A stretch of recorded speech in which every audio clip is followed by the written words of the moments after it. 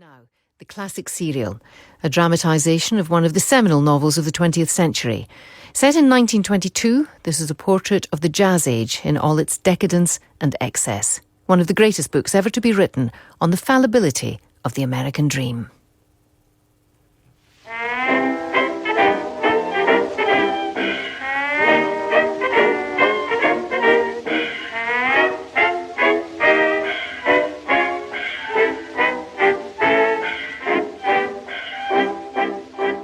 The Great Gatsby by F. Scott Fitzgerald. Dramatised by Robert Forrest. Episode 1.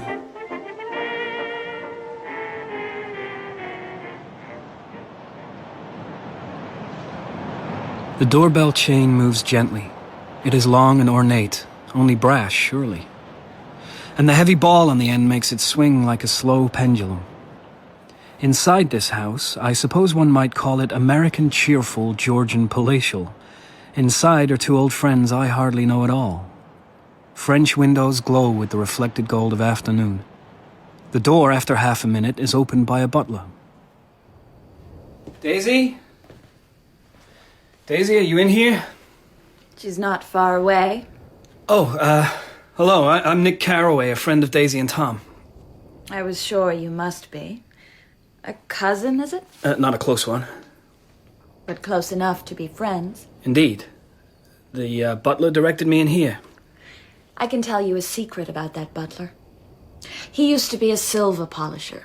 He had to polish a service of hundreds of pieces, absolute hundreds, from morning till night. It affected his nose. Affected it how? Horribly. He had to give up that position. Do you have a headache? No? It's very dim in here. It is absolutely blazing outside. Well, may we open one shutter, perhaps? You live in West Egg. That's right. Not in this more fashionable egg. I know someone there. In the unfashionable egg. I don't know anyone yet. You must know Gatsby. I've only been on Long Island a week. But you must know Gatsby. Gatsby? What Gatsby? Good God, it's pitch dark in here. Let's have some light. Listen, candles. Let's have candles. Let's be romantic and gorgeous. Absolutely. So Daisy lights candles and Tom mixes cocktails for 3. The other young woman is Jordan Baker, champion golfer, and she's in training. Will not drink. She is absolutely in training. We are in the candle-lit sitting room of a colonial mansion which used to belong to Domain, the oil man. Its lawn begins at the beach, a quarter of a mile away. There are sundials and red brick walkways outside where it is blazing, and a sunken Italian garden, and other gardens including a full half-acre of roses, while a silver motorboat bumps the dock. My little place across the water I rent for $80 a month. Nick, listen. I am paralyzed with happiness at seeing you again. Bless you, Daisy. We hear you're engaged. No, I'm too poor to be engaged. But we heard it from, what, 3 different people? At least. Then it must be true. The banns were published by Gossip Only. And you're in bonds now, is that right? Right. Who with? Probity Trust. No, never heard of him. Well, you will, if you stay in the East. Oh, I'll stay in the East. If you want a place like this, East is where to be. Did I tell you I've converted the garage to stables? I've heard of it done the other way around.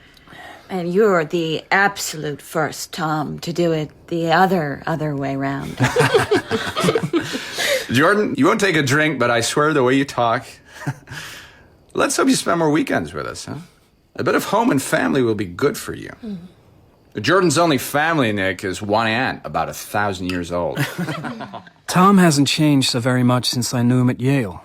30 now, and a little thicker at the waist, but the same sturdiness, the straw-colored hair, the hard mouth and the arrogant eyes. He still gives the impression of always leaning forward aggressively. His voice has always had that touch of contempt in it, and the smile says, "You don't have to agree with me just because I'm stronger and richer and more of a man than you'll ever be." There were quite a few at college who hated his guts. I wasn't one of them. I always thought he approved of me and wanted my approval in return. And is there a vague wistfulness in him too? He was one of the most powerful ends who ever played football at Yale. Maybe he yearns for the dramatic turbulence of some long-ago game. Long ago, not to be recovered. I stayed a few days in Chicago on my way here, Daisy. I have messages of love for you from a dozen people. Oh, they really miss me? And they have the left rear wheels of their cars painted black. Their mourning wreaths. Gorgeous. I'll take it. I've been waiting for it. You haven't seen my baby, Nick, and she's 3 years old. I'd love to see her. You really should see her. You'd be amazed. But she's asleep. Oh. Well, soon, I hope. Only I'm allowed to see her when she's asleep. She's too gorgeous then for other eyes. Do excuse me. Tell him how gorgeous my baby is, Jordan. The baby isn't quite 3 years old, but she is pretty. I'm sure. Miss Baker, this Gatsby fellow you mentioned, I haven't met him, but in fact, he's my neighbor. He has a woman he sees in New York. Well, as I say, I haven't met the man. Not Gatsby. Tom. Tom has a woman in New York? Why, Mr. Carraway, you look as if you want to call the police. Everyone knows. Probably even the police know. But you'd think she'd have the decency not to telephone here when it's almost time for dinner. Here they sit, almost shoulder to shoulder, young and rich and lovely, presiding at the marital table. A husband and wife I simply do not know. Daisy is my second cousin twice removed. I spent some time with her and Tom in Chicago after the war, but who are they now? Well, Tom, with that pack of muscle shifting every time his shoulders move, he's unmistakably a man who has a string of polo ponies in a converted garage. Civilization is going to pieces. Have you read The Rise of the Colored Empires by Goddard? No. Well, you ought to. Everybody ought to read it. The idea is if we don't look out, the white race will be... Slaughtered in its bed. submerged. That's the word. Utterly submerged. It's a fine book. It's scientific.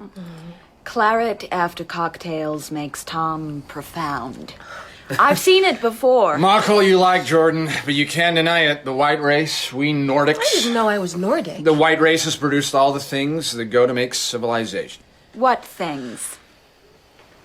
You know, science, art. Petroleum and Lillian Gish. Don't tease too much, Jordan.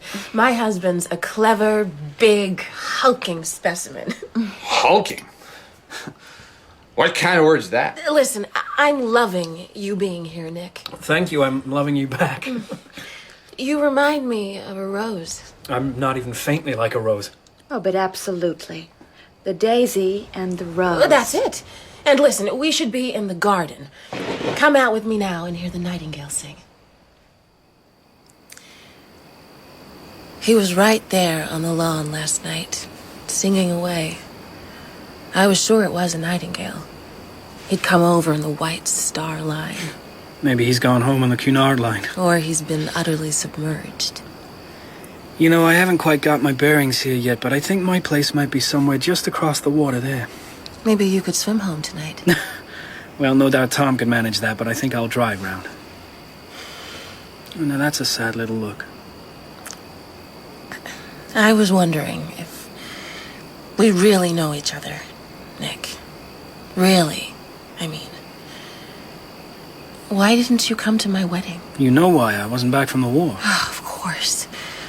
Was it ghastly, the war? Actually, I rather enjoyed it. I've been restless ever since. Me too. Restless and cynical and sophisticated. Did I ever tell you what I said when my daughter was born? No. Well, she was less than an hour old, and Tom was God knows where.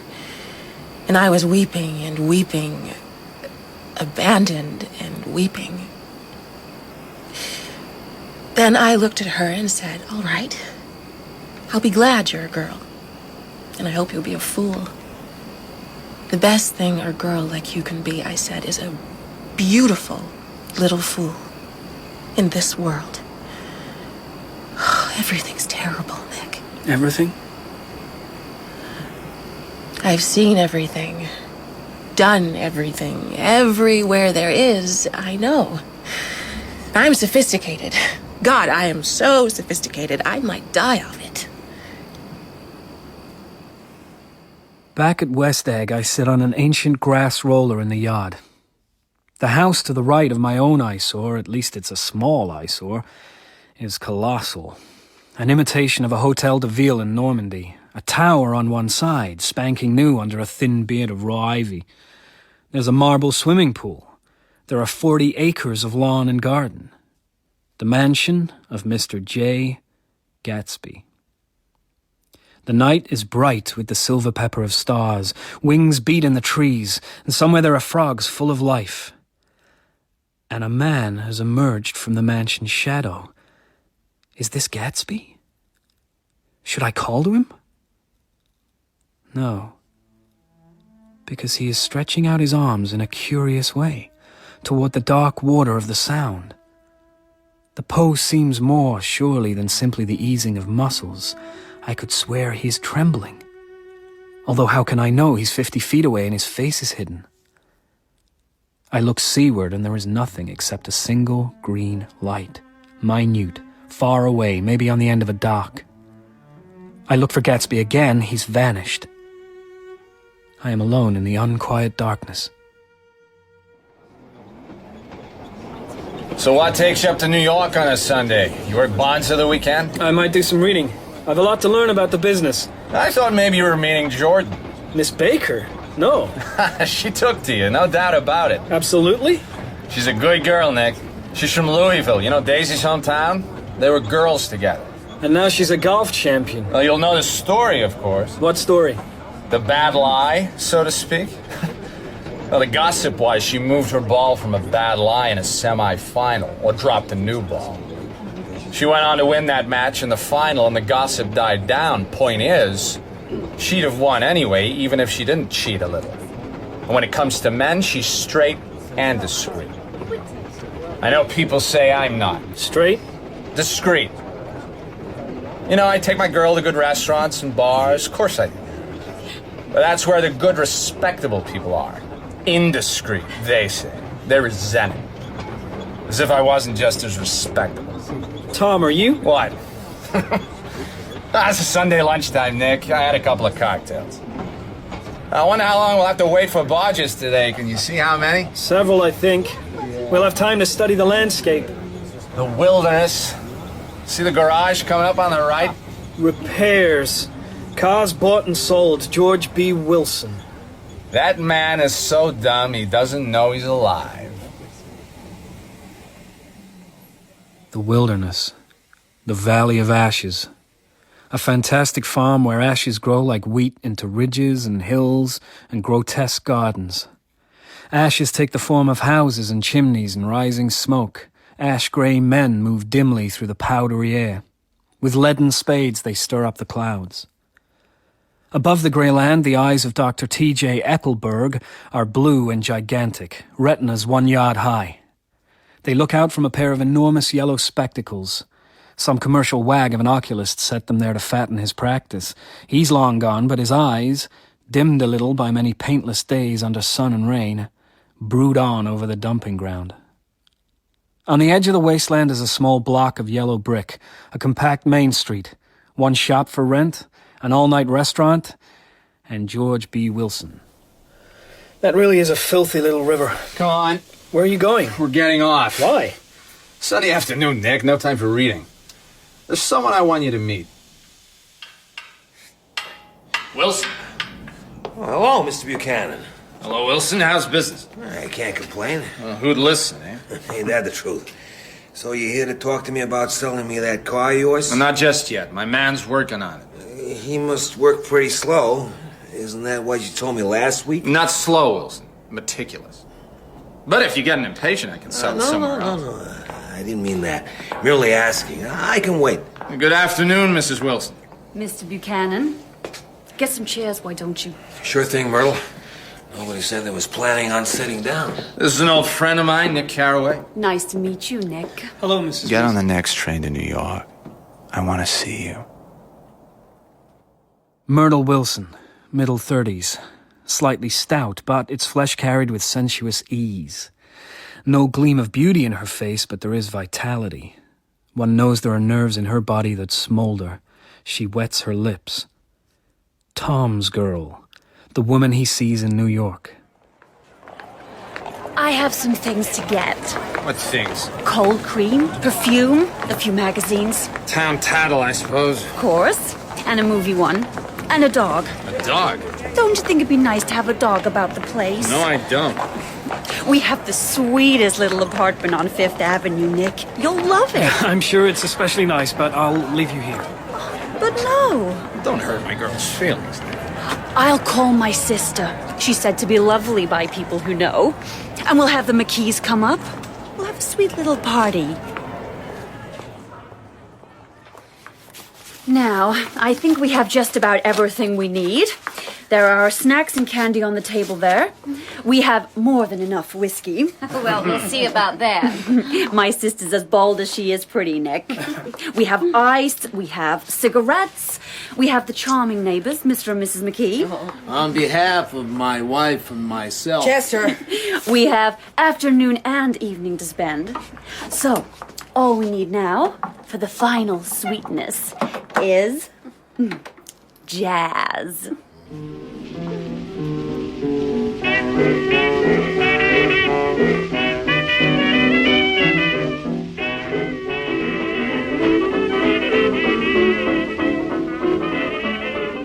It's money, money, money. It sure is. And without money? Well, of course, Tom. Without it, we're sunk. That's obvious. But what I mean is expense. Of course you do.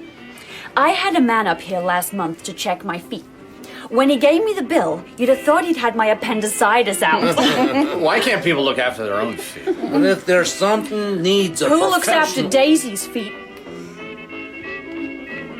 I adore your dress, Myrtle. It really is adorable.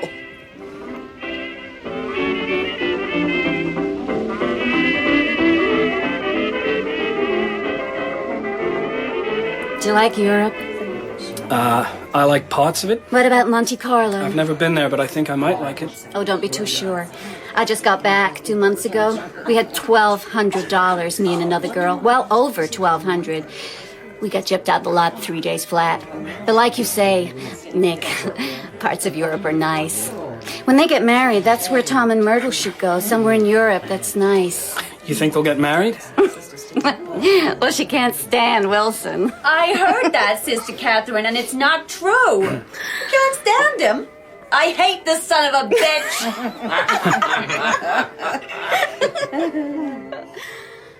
I look at my watch. It is 6:17. We are into the evening and well into the second bottle. Tom emerges from the kitchen with a third. Just before the door swings closed behind him, I see Myrtle in there, leaning back with both elbows on a draining board, a beatific smile on her face. I look at my watch. It is 7:32. Since we got married, Chester has photographed me a couple of 100 times. 50 of them are in frames. Must be close to 50. At least 50. You should do something with Myrtle in that actual dress. Adorable. Oh, my sister's the adorable one. Oh, now, Myrtle, am I really as adorable as your dress? I've done a couple of nice things out on Long Island. Your neck of the woods, Tom. Studies. One I call Montauk Point. The other one is Montauk Point, the sea. I'd like to do more in that neck of the woods. You know what you should photograph out there? The house of this Gatsby man. The Palace of Gatsby. It's mostly new, but he's done all he can to make it look old. That tower of his wasn't even there last year. But he has it all draped in ivy. To make it look distinguished. Or better still, how about a real challenge? Chester loves a challenge. Photograph Gatsby's money. If you can find it. He might be the type that lives on the idea of money, you know? The sheer bluff of it. Might get a photo of thousands of kegs. Someone told me he's a bootlegger.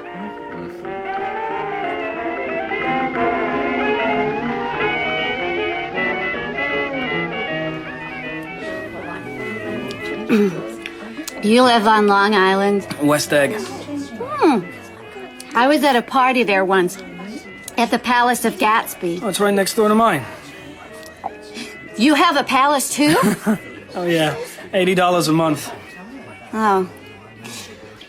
Gatsby's a nephew or a cousin of Kaiser Wilhelm. Did you know that? No, I didn't know that. Yeah, that's where all his money comes from. You make sure he gets nothing on you. Gets what on me? Anything. The lowdown. Information. He's a scary man. I'm scared of him. I look at my watch. It is 9:05. I want to go out for a walk, but I seem to be entangled here as if with ropes around me and my chair. Outside, our line of yellow windows must be giving a small share of human secrecy to a watcher in the darkening street. He's looking up and wondering. I gaze with him. I am within and without. I am enchanted and repelled by the variety of life. Right now, I don't care what time it is, but I suppose I'll check again soon. It must be after 10.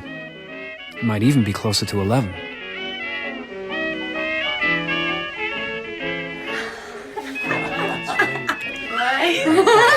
Mr. Carraway, you all right? Yes, I think so. You looked a little... Did I? Just a little. I've only been drunk twice in my life. Heavens! Yes, this is the second time. The watch on my wrist has fallen asleep. So has Mr. McKee. Catherine has her head on my shoulder, but she's awake. I can hear her humming. The sound is like the word somnambulism.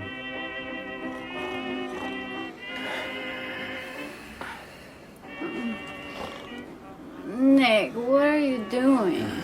Let the poor man sleep. I'd just like to wipe off the lather.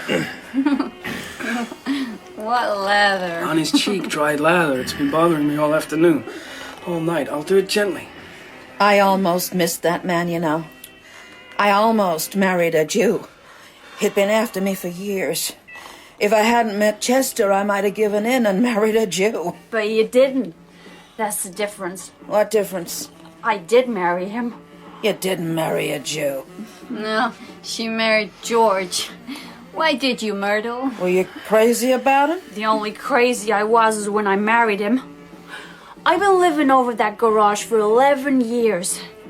Then I met Tom on the train. Let's change the subject, Myrtle. Why? It's a good subject. A romantic subject. You had on a dress suit and patent leather shoes. I could hardly keep my eyes off you. And every time you looked at me, I had to switch my eyes up over your head, up to an advertisement. Pear soap it was. Does it matter? Is anybody interested? Are you interested, Lucille? Catherine? Nick? At the station, he put his white shirt front against my bare arm. Oh, for heaven's sake. And I told him I'd call the police. Oh, I knew you knew I was lying. He got me into a taxi. You make it sound like I dragged you. No. I just kept thinking, you can't live forever. You can't live forever. Even Daisy Buchanan can't live forever. Hey, this is wrong, Myrtle. Wrong. You saying Daisy can live forever. You leave her name alone. Why? Just leave it alone. Is it a holy name? The sacred name of Daisy Buchanan? Myrtle. Am I taking the name in vain? Then let the Lord strike me down. Daisy, Daisy, Daisy, Daisy. Oh,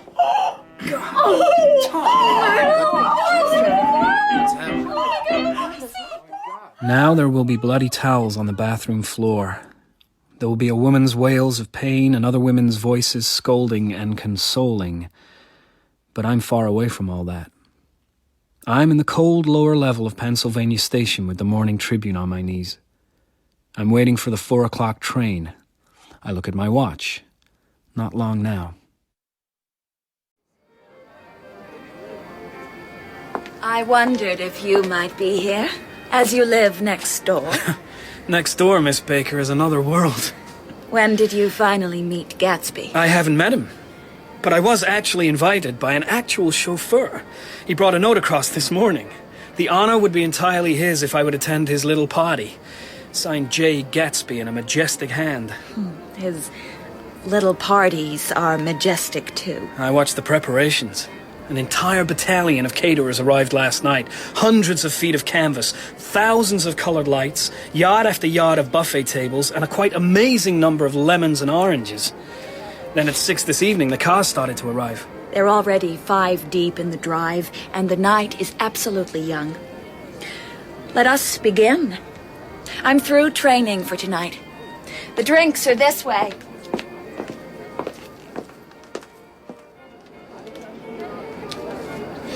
I saw you play last week, Miss Baker. Well done. So well done. Thank you. The trophy was yours from the first shot. My name's Alice. May I call you Jordan? We've been together at Gatsby's parties before. Have we? Of course. Remember? I tore my gown on a chair. Oh, yes.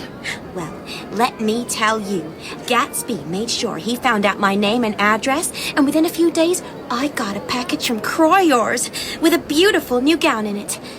Blue with lavender beads. And that gown must have cost $265. His generosity is the stuff of legend. But don't you think there's something funny about a man who would do a thing like that? In what way funny? Well, like, he doesn't want any trouble with anyone. Even a dopey girl like me. Or with her concerned parents. My parents are not concerned. They are very not concerned. I heard somewhere that Gatsby's connected to German royalty. But he was in our army in the war. He fought the Germans. Maybe he was a German spy. I did hear he killed a man once. Not a German. Not in the war. And when you look at him sometimes, well, he could have done. He's never still, you notice that? Always something moving. If it's only a little finger. Oh, good. Real music. We can dance now. No, I think my friend and I will saunter. All right, Nick. Of course. See you later, Alice. Well, Gatsby could never be a spy. He's too good looking. He'd catch too many eyes. Well, now, this is majestic. You could feast 500 in here. Don't exaggerate, Nick. With Gatsby, it isn't necessary. I thought he might be in here. I must introduce you. They'll be serving the first supper soon. We might see him then. You mean there's a last supper? There are 2. The second after midnight. That's an imposing door. What's in there? The library, I think. Let's try it. Come right on in and look at this. We were hoping to find Mr. Gatsby. You want to ascertain? Ascertain? Oh, you needn't bother. I already ascertained they're real. Every single one of them. Well, you mean the books are real? Pages and everything. I thought maybe nice, durable cardboard. You buy it by the yard, but no. These are the real thing. Bona fide pieces of printed matter. This room is a triumph. The fella's a regular Belasco. He's a what? David Belasco, a Broadway producer. His stage sets get standing ovations. And I raise my hat to this fella. Realism, thoroughness, detail. He knew where to stop, too. He didn't cut the pages. Really impressive, but excuse us. I've been drunk for about a week now. Thought it might sober me up sitting in a library. Has it worked? Too early to tell. Were you brought, or did you just come? I was brought the first time, but now I just come. He expects it. He's happy with it. Me just coming and going. We were invited. And now we really must go. Clip Springer. Tell him Clip Springer's in the library, taking off his shoes for a while.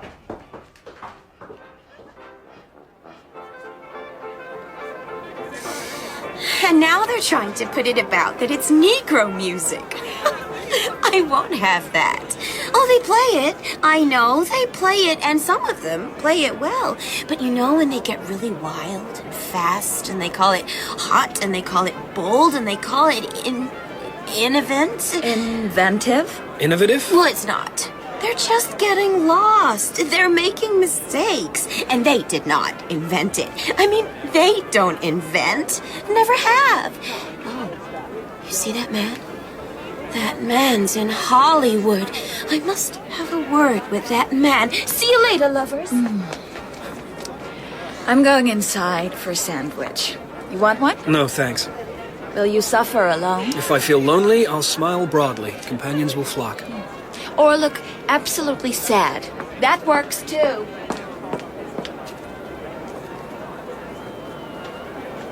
Excuse me, old sport.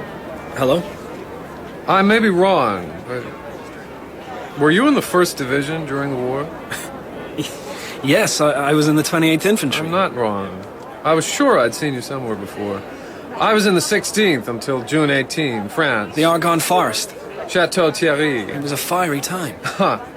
That's a good word for it. And confusing, muddled. Loud. Very loud. There was a lot of rain. I remember the rain as being grey. Dark grey rain. But I'm sure I saw you there at some point. Well, maybe at a quiet point. I was there only 2 days and 2 nights. But somewhere I saw you. I picture you like this. You're sitting on rubble. What's left of a farmhouse, I think.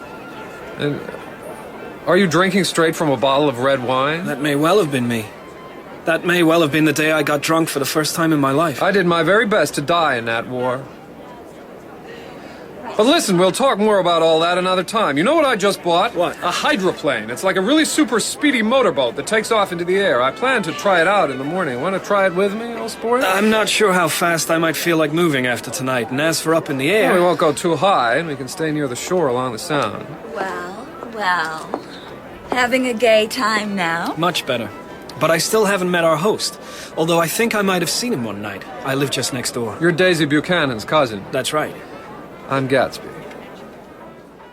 For a moment, he looks almost embarrassed, as at an unwelcome confession, and then the full Gatsby smile. It has a quality of reassurance in it. It shows an irresistible prejudice in my favor. It understands me, just as far as I would want to be understood. It believes in me as I would like to believe in myself. The smile turns away toward Jordan, and now I'm looking at an elegant young roughneck, a year or two over 30. And you know our champion, Miss Baker? We're beginning to know each other. That's good. Now, I have to go to the house. I'm expecting a big call from Chicago. Jordan, Yes, do you think you and I might have a talk, just the two of us? of course. When? Say in about 20 minutes. I'll meet you on the veranda. Fine. If you want anything, old sport, just ask for it. Who is he? Gatsby. I mean, where's he from? What does he do? He told me once he was an Oxford man. England. University. Really? Oh, I doubt, really. Some say he's from the swamps of Louisiana. Some say the Lower East Side of New York. He drifted out of nowhere and built a palace on Long Island. And what he does? What he does is give big parties. I like big parties. They're intimate. At small parties, there's no privacy. But Gatsby wants a private talk with you. I wonder what that's about. I have absolutely no idea. Hello again. I've decided there's no point No point to what? trying to get sober tonight. Look at this. Look at it all. Amazing. The man is amazing, but they say some crazy things about him. I heard a new one just a minute ago. Let me tell you, this one is a doozy. And now there's the amazing man himself. Standing on the marble steps with Jordan, he looks from one group of guests to another, smiling, approving. And now he's smiling at Jordan, saying some final words to her. His manner is eager. I can see nothing sinister in him. Amazing indeed. Absolutely. You were with him for an hour. Well, the hour flew, it really did. But I can't tell you. Why do people park so close to each other? He swore you to secrecy? I will tell you. I have to, but not yet. Sorry to be so tantalizing. I have to think about it. Jordan, you are not a good driver. Other people are. Other people drive carefully. They keep out of my way. Well, what if you meet someone as careless as yourself? I hope I don't. I hate careless people. That's why I like you. I have to be away for a week or two, a tournament. May I call you then? In a fortnight? Do that. And then we'll meet. Then I'll tell you such a story.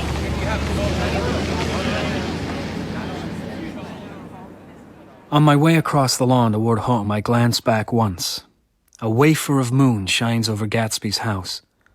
And from all the many windows and the great doors, emptiness now flows. Moon and emptiness endow with isolation the figure of the host on the veranda. His hand is raised in a formal gesture of farewell.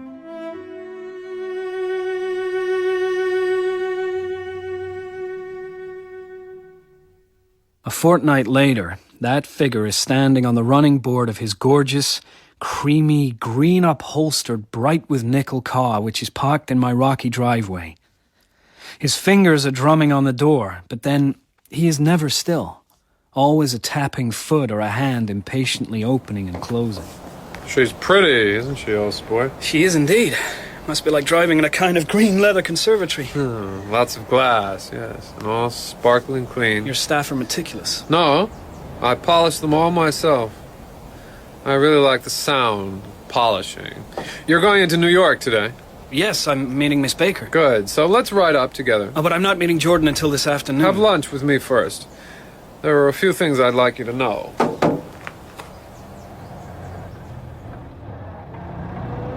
You've been at 3 of my parties now. That's right. And you'll have heard lots of stories. Oh, well, I know about the stories. Speculation, really. Right. I drift here and there, you see, trying to forget a sad thing. So I'm with strangers a lot. Stories get around among strangers. But I'll tell you the God's truth. I don't want you thinking I'm just some nobody. I'm actually the son of wealthy people in the Middle West. They're all dead now, the whole clan. You're from quite a clan yourself, Nick. There's a family tradition that we're descended from the Dukes of Buccleuch. And there's lots of money in wholesale hardware. And the business is thriving. Was it your grandfather who started it? His brother, my great-uncle. That's right. He sent a substitute to the Civil War and stayed home to start the family business. How on earth did you know that? Stories get around. Anyway, when my clan all died out, I came into a good deal of money. Lived like a young Raja for a while. Paris, Venice, Rome, London. Just living and spending? Mostly. I did collect jewels, rubies especially. I hunted big game and I painted a bit. Not to sell, just for myself. And all the while trying to forget. Trying to forget what? A sad thing. Then the war came. When you did your best to die. I seemed to have an enchanted life. I went in as first lieutenant, came out as major. Every Allied government gave me a decoration. Do you believe that? Do you believe that after the war I went to Oxford for some real education? Why should I not? If you look in the glove compartment there, you'll find at least one of the medals. You'll find also a photo of me at Oxford. Trinity College, blazer and cricket bat and everything. The Earl of Doncaster has his arm around my shoulders. The Middle West, you say? What part? San Francisco. I'm going to ask a big favor of you today, old sport, or Miss Baker will. Are you and Jordan in love? No. She'll explain. It's about the sad thing. I'm not fond of mysteries, Gatsby. Why does this favor have to come through Jordan? It's nothing underhand. Miss Baker is a sportswoman, you know. She'd never do anything that was out of the way. And first we'll have lunch with a friend of mine, Meyer Wolfsheim. You'll enjoy him. Quite a character, a real Broadway denizen. An actor? A gambler. He's the man who fixed the World Series back in 1919. The caper in June of 20. Now, that was a piece of first-class cunning. I mean the word politely. I mean clever. Out of the blue, and no one got hurt too much. Everyone hurt a little, which mounts up, as I know you'll know. And the best thing about it was no one to blame. And the reason for no one to blame, everyone in the picture was to blame.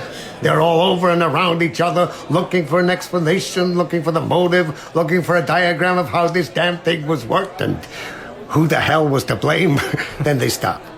They look at each other, they look at themselves. We're greedy. We're too fast one way and too slow the other. We're all to blame. And what did it take to start this masterpiece of caper? A smile and a twinkling eye, which, as we all know, are innocent in themselves. So, you're looking for a connection. A connection? A business connection. No, Meyer, this is Mr. Carraway, a friend of mine. Just a friend? I got the wrong man. Maybe you got a little mixed up, times and people. Yeah, that happens. Mix-ups happen. I almost went into the place across the street because I used to go there. I used to like it better than here. Across the street is too small. It is small, hot and small, but full of memories. What place is that? The old Metropole. Full of faces dead and gone. As long as I live, I'll remember the night over there with Rosie Rosenthal. It was 6 of us at the table, and Rosie had eaten and drunk for hours, lots of hours. 4 in the morning, maybe. If we'd have raised the blinds, we'd have seen daylight. Then a waiter says, "Mr. Rosenthal, there's someone wants to talk to you outside."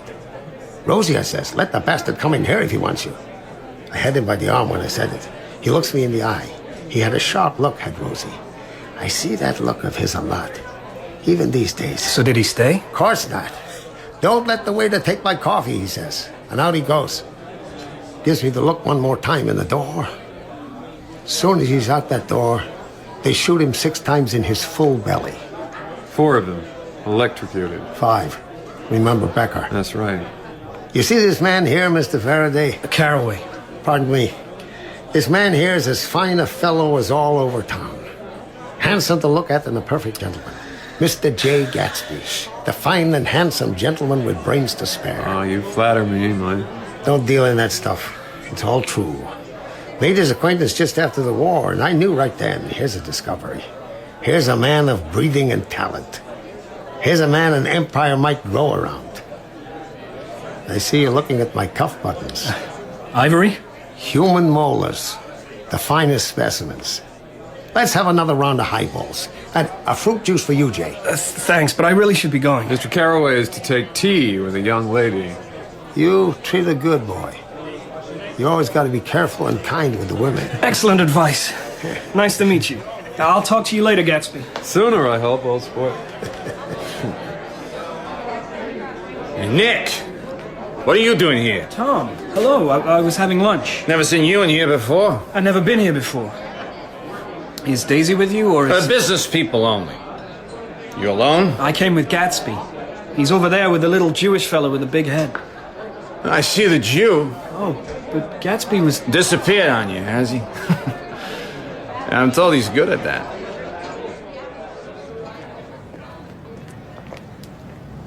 It's like sometimes he shifts out of focus. You think you're seeing him clear, then he says something or turns his head. Turns his head? And the focus shifts. It's hard to explain. So he's shifty. No, that's definitely not the word, but he's hard to pin down. Maybe I should meet this fellow. Maybe I could pin him down. Invite him to dinner. 2 Long Island notables meet. Oh, no. Even if only half the rumors about him are true, he won't sit at my table. I can take a bit of brashness in a man, but he's vulgar on a huge scale. You could always go to one of his parties. They're on a huge scale, too. You know, if he had the nerve to invite me, I might just do that. You don't have to be invited. You just go. He's that vulgar. Open house. I go this way. When are you meeting Jordan? 20 minutes? Oh, good. Then you have time for a drink with me and Daisy. Well, I don't know, Tom. Come on. We haven't seen you for weeks. One drink. It'll do Daisy good. Oh, for God's sake, Nick. It is uncomfortable, Tom. Uncomfortable. You're my friend. Daisy's my cousin. She's my wife. And she's good and true and wise. She may not always sound wise, but she is. And Myrtle Wilson is I won't let anyone, anything, threaten my marriage. Do you believe me?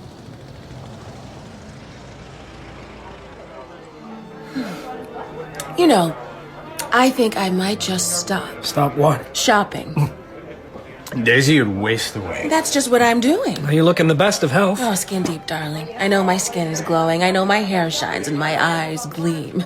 That is all true. But inside, I am wasting away. From too much shopping. Oh, I don't want to wear the same dress every day. I'm not suggesting a nun's habit and a diet of rice and beans and only a straggle of wildflowers on the table. But I have to slow down. Simplify. Call a ceasefire. A ceasefire on shopping. Yes, because it's a war nowadays. A long campaign, or maybe it's meant to be an art. Whatever it is, you have to get it right all the time. It wastes you away, trying to be right all the time. Where have you been, Nick? Oh, working mostly. And seeing Jordan. Yes, which reminds And me... you still haven't seen my baby. No, I haven't. We must arrange that. Listen, I have to make a call on business.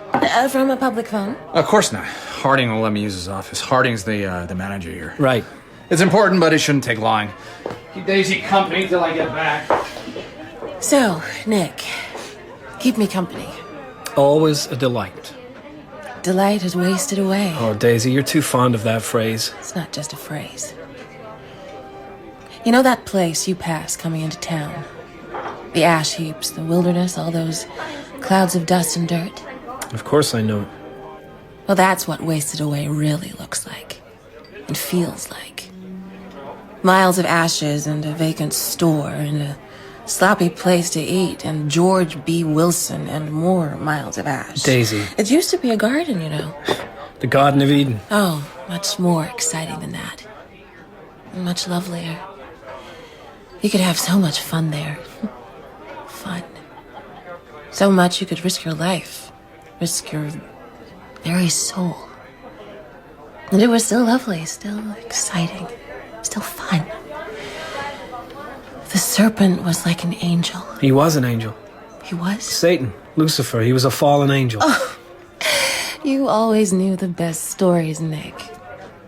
Nobody tells me your kind of stories anymore. Well, I could tell you one now. I drove in here today with Gatsby. Darling, you'd better go. Go and keep Jordan company. I've heard enough stories about Gatsby. When I asked him what part of the Middle West he was from, he said San Francisco. A tease. A tease? If you'd laughed at him, he'd have laughed right back. Or given you that smile of his. Well, what kind of tease was it to take me to lunch with somebody who is obviously, or once was... What? The kind of man who wears human teeth for shirt cuff buttons. Oh my. The absolute variety of New York life. On the drive up here, Gatsby told me that if I looked in the glove compartment, I'd find at least one of oh so many medals he's been awarded. And a picture of him at Oxford with an English lord and a cricket bat. Did you look? No. I'd have looked. He's up to something. I know. Yes, you know. For a moment, I thought he was in love with you. No. He's in love with Daisy. I look at her golden shoulders and the challenge in her eyes. Her lips are trembling and moist with secrets. She sits up very straight, a personified challenge. But it's Daisy I hear. Daisy with her frivolous melancholy. Listen, there was a nightingale, singing and singing. But now he's abandoned me. And here I am, restless and cynical and sophisticated. I've been everywhere, seen everything, done everything. And it's all terrible. I'm so sophisticated, I might die of it. And the first words I heard from her that night when she first heard the name... Gatsby? What Gatsby? When you turned up at Daisy's house, and I asked you if you knew Gatsby, remember? I remember. And Daisy said, what Gatsby? Well, later that night, she came to my room and woke me up and asked me again. Must have been 3 a.m. Can you see her? Creeping from the marital bed, all gothic and ghostly in her white nightgown. What did you tell her? Actually, she was in stripy pajamas and her hair was in curlers. From what you said, you had little to tell. And I told her all of it. Then I described him. She said, it must be him. And I knew what she meant, who she meant. How did you know?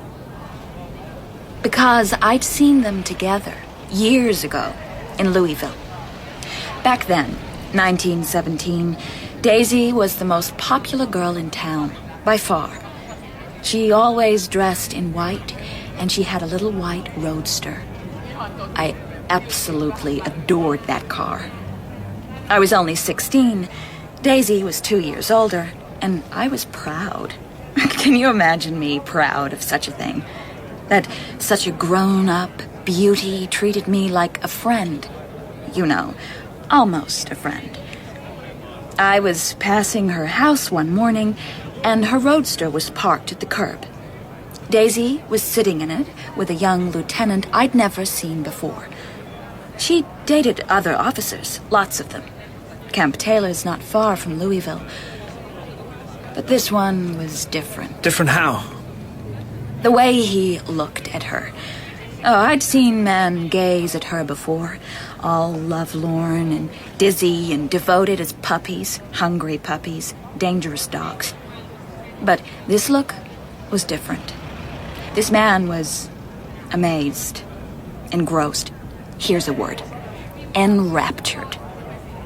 Imagine an astronomer looking up at the sky and there's a new, bright, astonishing planet up there.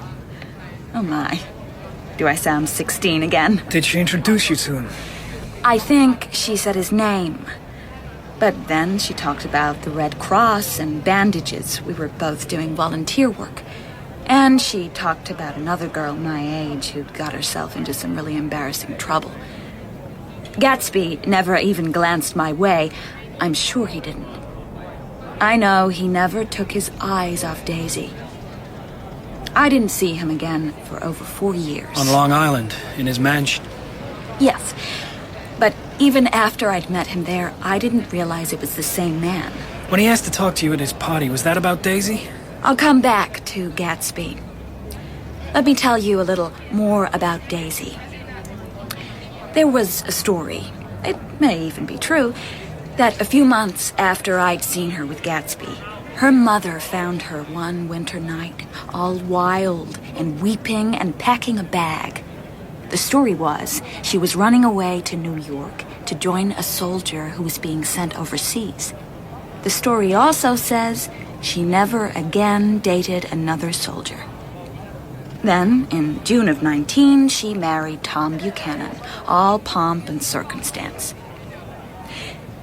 Did you know he gave her a string of pearls valued at $350,000? Good God. She threw them in the trash. She did what? This story is definitely true. I was there. I was a bridesmaid. I came into her hotel room the night before the wedding. They'd hired an entire floor of the Malbec. And Daisy was lying on the bed, stark naked and drunk as a monkey. She had an empty bottle of Sauterne in one hand and a letter in the other. "Gratulate me," she kept saying. "Gratulate poor Daisy." I just stood there. I was terrified. All of 18 now, but terrified, because I'd never seen a girl in that condition. She looked like a madwoman. Then she groped around in a wastebasket and pulled out the pearls. "Take him away. Just take him away." She said I should take them back where they came from and say she changed her mind. I finally managed to move. I got her into a cold bath. I gave her spirits of ammonia, put ice on her forehead, poured a gallon of coffee into her, and all the time she held on to that letter. When she'd halfway sobered up, the letter was nothing but a scrunched up, sodden ball. She threw it in the wastebasket. Next day, she married Tom without so much as a shiver, and they went off to the South Seas. Do you know what I'd like to do now? Tell me. Go for a ride in a Victoria through Central Park. Jay Gatsby and his secrets. He knows secrets too about my family, for instance. Well, not a secret, but I'm baffled as to how he knows. He asked around.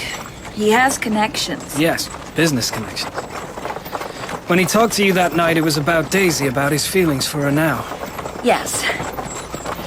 He likes you a lot, you know? And he wants a favor from me. He wants you to invite Daisy to your house some afternoon for tea. And he wants to be there. Well, that's a fairly modest request. Tom mustn't be there. And Daisy's not to know that Gatsby will be there, I mean. She has to arrive in all her innocence. Absolutely. Of course, what might happen then? Why didn't he ask you to arrange a meeting? I did offer. I suggested lunch in New York. He was outraged. He wants nothing out of the way. Nothing underhand. Right. And your house is right next door to his. He wants Daisy to see his house. It's quite a coincidence. What is? He buys a house on Long Island, turns it into a palace, and his princess is living just across the bay. It wasn't a coincidence. He asked around. He used his connections. He tracked her down. Then he built his palace because Daisy was just across the bay. I know that in a few moments I will kiss Jordan. This clean, limited, scornful young woman with her jaunty skepticism. I think she may be incurably dishonest, and the hint of scorn will still be in her face when I take her in my arms. But she will come into my arms just the same, in a moment or two, when I've put aside the memory of trembling Gatsby under the silver pepper of stars, his arms stretched out toward the dark water, toward the green light on the faraway dock. Daisy's light.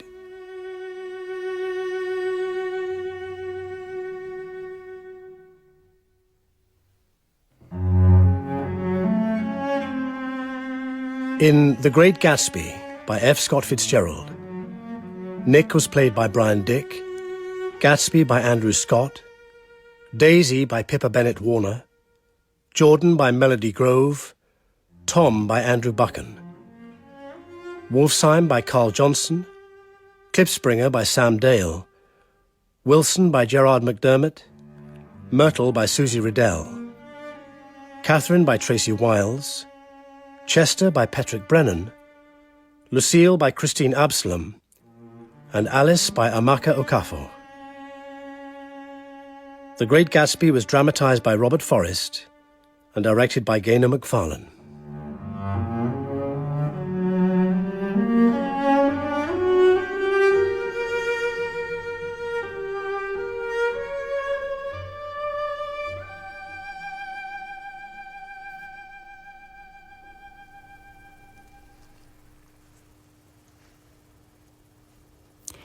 And next week, Gatsby asks Nick to engineer a meeting with his lost love, Daisy.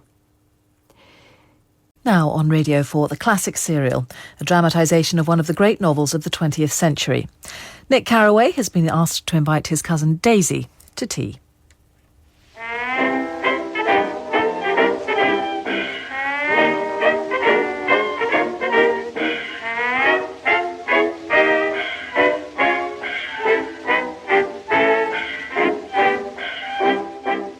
The Great Gatsby by F. Scott Fitzgerald. Dramatized by Robert Forrest. Episode 2. Gatsby leans with one elbow against my mantelpiece.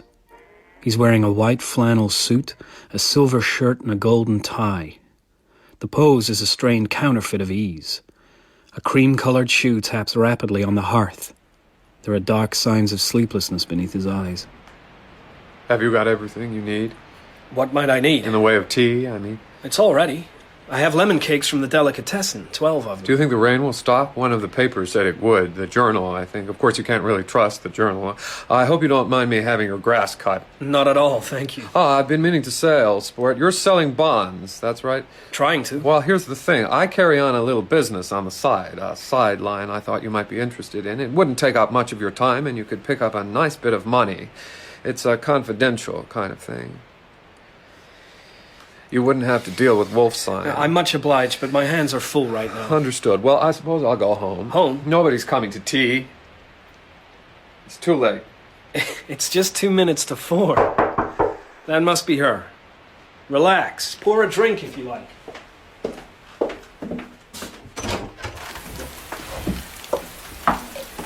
Is this absolutely where you live, darling? Yes, it is. Come in, Daisy. I've told the chauffeur to come back in an hour. Good. We don't want him sitting outside being conspicuous, do we? That would never do.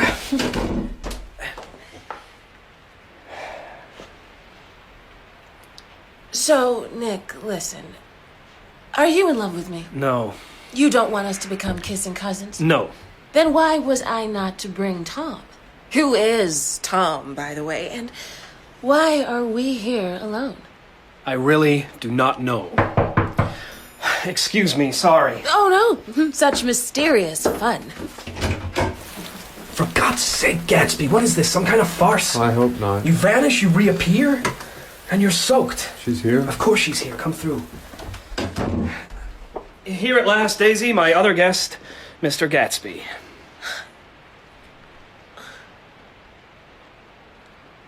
We've met before. Not for a long time. 5 years next November. I'm awfully glad to see you again. I live next door. It took me just 3 years to earn the money that bought that house. But your inheritance, living like a Raja. Oh, I lost all that in the big panic. Since then, I've been in several things. I was in the drug business and I was in the oil business. I'm not in either one now. You live in that huge place? Any family? No family at all. But I keep it full of people, interesting people who do interesting things, celebrated people. Lovely. And I have a folder that's full of clippings, photos. Fascinating. They're all about you. They go back years. How? I don't know the word. Well, I'll leave you two for a while. Where are you going? I have things to see to. Tea things? I'll be back soon. I wait under a tree whose massed leaves shelter me from the rain, which is beginning to slacken. There is much about Gatsby's behavior today which is puzzling. There have been moments when he's acted like an impetuous but embarrassed boy. And then there was that look on his face when he again, after almost 5 years, set eyes on Daisy. What was that look? Bewilderment? Doubt? Disappointment? Even fear? Had the actual woman tumbled far short of his dream of her, not through any fault in her, but because of the colossal vitality of his own illusion? Gatsby's dream had gone beyond her, beyond everything, and the beginning of understanding that had shown in his baffled expression. But the look disappeared as soon as she spoke. He adjusted, straightened, and his deathly paleness began to take color. Her voice. It was the warmth of her voice that brought him back, as if her voice were a deathless song. I'll give them another 5 minutes. Nick, old sport, welcome back. Why, thank you. We've had a first-class talk, Daisy and me. But I have to tell you, I almost knocked the clock over off the mantelpiece. I caught it just in time. Good. It's stopped raining. Excellent news. The journal was right after all. You hear that, Daisy? It stopped raining. That is good, Jay. We can go out now. What about tea? Would you mind terribly if we missed it, Nick? Jay would like to show me his house. You too, of course, all three of us. Fine. I'll go upstairs before we go and wash my face. I'm afraid I've been weeping like a maiden.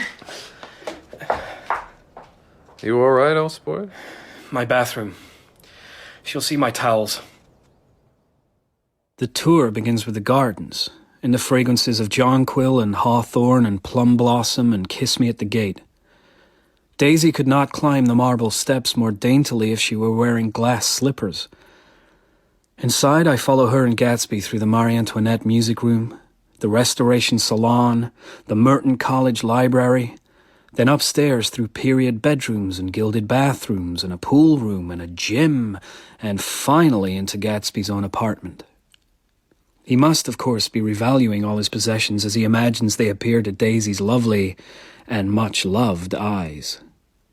He shows that bewildered expression again. In Daisy's astoundingly real presence, can all these mere things be real? But now he throws open a gleaming mahogany cabinet and begins to pull out the ultimate treasure. His shirts. All sorts, you see? For every occasion, every weather, every mood. I have a man in England. He sends over a selection at the beginning of the season, spring and fall.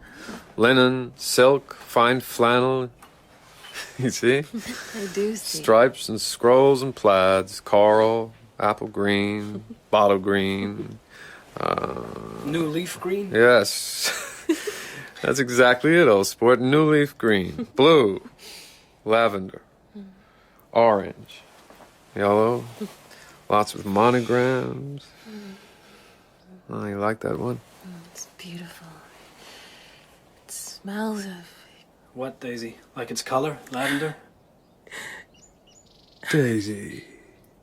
Daisy, what's wrong? It just makes me sad. Because I've never seen such things. I've never seen such beautiful shirts before.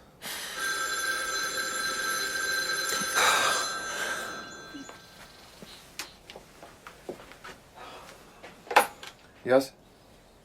I can't talk now. No, I said a small town. He's no use to me if Detroit is his idea of a small town. I can't talk. Daisy, come to the window. Look, if it wasn't for the mist, we could see your house across the bay. Right there. You have a green light at the end of your dock. Have I? It burns all night. Will you come to one of my parties? Oh, yes. And bring... Your husband? Of course. You know, I've been told there's an underground pipeline that runs all the way from Canada. The bootleggers bring in liquor that way. You think Gatsby knows about that? Oh, don't be ridiculous, Tom. I'm ridiculous? He wears a pink suit. You see that woman under the plum tree? She's gorgeous. As an orchid. The man bending over her is her director. Of course. It's really her. Are we to be impressed by actors, even drunk ones? I've seen at least half a dozen oil men here and 3 bankers. Now there's power. Speaking of drunk, should we wake our sleeping beauty here? Miss. Excuse me, miss. Oh, no, the pool is far too deep. Oh, hello? You've come back. I simply had to. Oh, they tried to stick my head in the pool. If there's one thing I hate, it's to get my head stuck in a pool. They almost drowned me once. That was in New Jersey. Alice, there you are. Where have you been? She's been avoiding the pool. I thought she might be hiding from me. No, I like you, Clipbanger. Springer, Eclipse Springer. That's right, I knew it was odd. And you know I'm terrified of water. I'll protect you. It's all my parents' fault. They instilled it in me. From an early age, they instilled all kinds of things in me. Except a shower. Oh, I do love a cold shower. Will you take me upstairs to the shower, please? Well, I suppose I could. I'll take her. Come on, Alice. Oh, do we know each other well enough? I'll take you as far as the door and then wait outside for you. Protecting me? To the death? Then we'll go to the library and talk till we're totally sober and utterly fearless. Come on. Let I simply wander in, use his shower? And the library. And where does he find this menagerie? A lot of them find him. Yeah, I'm told the newspapers have found him too. What do you mean? Some young reporter's been, I don't know, going around asking questions. What kind of questions? Empty ones, Daisy. Random shots. Jay, hello. The party's wonderful. Thank you, Daisy. I love to arrange these things. Keeps me busy. Like a kind of hobby? And I like to watch them all mingle and talk. And you know how it is, Tom. People think I'm a mystery, so they say I'm a mystery. It gets around. Stories get around. The reporter was just a cub who'd heard a story or two, so he came sniffing out here on his day off. He wouldn't even say what stories he'd heard. He was trying to be mysterious. I'm not. I'm just a private man. I fall way short of being news. You folks got all you need? Absolutely. It's even cooling down a little. Did you arrange that, too? I do my best. It has been painfully hot. But you always look cool, Jay. I've never seen you not looking cool. Say, why don't we all take a trip into the city one day soon, the 4 of us, and you bring Miss Baker, Nick? Yeah, let's do that. Let's get together without quite so much of a menagerie. Tom had been looking at Daisy as he spoke, and now his lips remained slightly parted. He looks from Daisy to Gatsby and back to Daisy, as if he had just recognized her as someone he knew long ago. She had told Gatsby she loved him, and Tom had seen.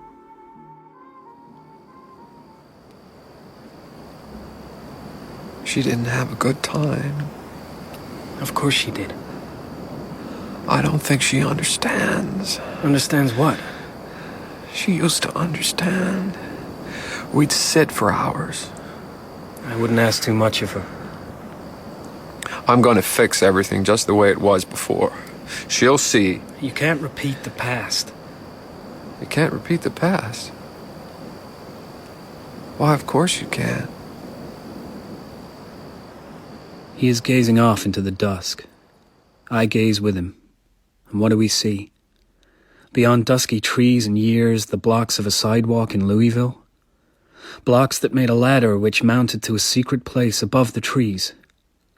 If he climbed that ladder alone, he might suck on the pap of life. Such a man might gulp down the milk of wonder. But does he fear that if he kisses this girl, weds his visions to her perishable breath, his mind will never romp again like the mind of God? My mind is adrift and very sleepy.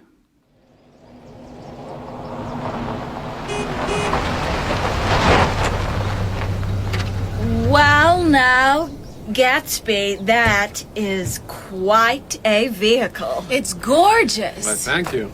It's not always yellow and green and silver are gorgeous together. So what's the idea? What idea, old sport? Well, what do we plan to do in the city? We could see a movie? Oh, it's far too hot. A ride in Central Park? Or somewhere with 5 bathrooms. That's good, a cold bath each. And mint juleps for all. We could take a parlor suite at the Plaza Hotel. Yes, a bath and a mint julep. We could have both here in our house. Oh, but the Plaza, Tom, much more fun. Is this thing standard shift? Yes, it is. Would you let me drive it? If you want to. Fine. And you can have my coupe. Come on, Daisy. I'll take you in the circus wagon. Listen, it looks too fast to me. Fast? Well, that depends on the driver. Take Jordan instead if she likes. Would my dress match the color scheme? Absolutely. And Nick, too, of course. And we'll follow in the coupe. All three of us, even Jordan, have been quiet for several minutes, and now as we move into the ashen wilderness ahead of us are the giant salesman eyes of Dr. T.J. Eckelberg, absent oculist. Today the gaze seems amused, sardonic. I know Tom's eyes have been turning on me now and then as he drives. I'm just about to break the silence. Maybe we should fill up. There's enough to get us to town. Why risk getting stalled in this baking heat? All right. Wilson's place? Now, why not? Daisy knew Gatsby before we were married. You two knew that, didn't you? Only recently. Well, recently I've been making an investigation of the man. The Oxford man. Like hell. Oxford? Him in his pink suits and his gypsy caravan car? Are you really such a snob, Tom? And if you are, why are we going to New York with him? Well, maybe we'll have a chance to talk. Away from all his gorgeous friends. Haven't seen this one before, Mr. Buchanan. You like it? It's a nice shade of yellow. You like to buy it? Oh, I don't think so. No? Now, a bit out of your league. But that other one of yours, I'd still like to bid for that one. I could make some money on that. We could use some money to go west on. Who's we? My wife and me. We've been here too long. She's been talking about the West for 10 years. And now, I'm gonna make sure we get away. I got wised up to something, and it's making me sick. Sick, you are. But wise, you're not. And if I go west with you, we both be sick. Yeah, we'll see about that. We sure will. Hello, Mr. Buchanan. Hello, Mrs. Wilson. Are you not going to introduce us to your lovely wife? What? Oh, actually, she's suffering a bit, the heat. How much do I owe you? $1.20. And your old car. Don't forget me. I almost expect wicked Jordan to lean out and say, I'm not his wife, I'm another woman entirely. On Myrtle's face, one emotion after another shows, like images in a developing picture. Among them, of course, is jealousy, and growing now is something like terror. Oh, people are being married downstairs. I know. Hope never dies. The foolish young creature. Don't do this cynical thing, Daisy. Imagine getting married in this heat. I got married in the heat. Louisville in June. Somebody fainted. Who was it fainted, Tom? Biloxi. That's right, Biloxi. And he made boxes, Biloxi. I remember him. They carried him fainted away into my house. Mm-hmm. He stayed 3 weeks. Daddy finally told him to get out. The next day, Daddy died. I don't think there was a connection. Oh, we think we're so funny. Us rich, young, cynical creatures. No, we don't. We pretend we think we're funny. This is worse than Louisville. It's ferocious. Will I open another window? They're all open. Well, call room service. Have them send up an axe. Yes, but break open a few more windows. Chase out the ferocious heat. Well, maybe if we stop talking about it, try to forget about it. Good idea, old sport. You make it worse if you crab on about it. Crab on? Is that quite a gentlemanly phrase? And you an Oxford man? Is that where you picked up this old sport business? In Oxford? I'm not an Oxford man. Really? Well, I was told you went to Oxford. I did. Nick can tell you. He's seen a photograph. Oxford, New Mexico? England. I was there in 1919, only for 5 months. It was an opportunity they gave to some of the officers after the armistice. Yes, of course. We could go to any university in France or England. What are you grinning at, Nick? And another little mystery solved, I think. Solved with simple honesty. Well, we could all do with some more honesty and less cynicism. On all sides, it's all we see. Cynicism and sneering and marriage, family life. If we don't watch out, they'll throw everything overboard. Your husband, Daisy, stands alone on the battlements of civilization. All alone. Well, somebody has to. Or next we'll see the whites marrying blacks. We're all white here. None of us is even Jewish white. Unless Mr. Gatsby. No. But you work for them. Like that crook Jew, Wolfsheim. I don't work for Meyer. Yeah, but you've had some pretty shady dealings with him. I've been asking around about you and that gangster. And this was the game, children. We're not children. And I'm getting sick of this game. You really should hear this. Mr. Nobody from nowhere here teamed up with Wolfsheim to buy side street drugstores in New York and Chicago. Their best-selling item? Grain alcohol. That right, Gatsby? That's right. And your chum Walter Chase was in on it. Happy to be. He was dead broke when he came to us. Oh, I know about Walter. I know you left him in the lurch and let him go to jail for a month. He had money when he came out. He had knowledge as well. He knows things that could have you in jail under the betting laws as well as the bootleg. That won't happen. Maybe not. I could see how scared he was. I heard you fired all your servants. Your new people are friends of Wolfsheim. They're a family. Used to run a hotel. And they know how to keep their mouths shut. There's been too much gossip already. Gossip about married women visiting your house? Are we back to the sanctity of marriage, husband dearest? Then why don't you tell our friends about why we left Chicago? Why not share that little spree of yours? That's long ago. You're all spreed out. I made a fool of myself in the past. I don't deny it. But here I am, now, always. Indeed you are. Right now and right here. And if that phone rings and you answer, will you start talking to George Wilson about selling him a car, just like you do at home? Daisy, we're becoming unwise. George Wilson? Except it isn't him, is it? It's that wife of his, Millie or Myrtle or whatever her name is. That's crazy. I know it is. I've seen her. And you stopped at her place on your way in here today. We saw you. We stopped at his place for gas. And the business about the car is real. Ask Nick. I've got something to tell you, Buchanan, old sport. Don't call me that. Well, this has been delightful, but Nick and I really must go before someone does pull out an axe. No, don't go. Let's hear what Gatsby has to tell us. No, if it's more about gangsters or racial intermarriage, I Your really wife doesn't love you. She loves me. She always has.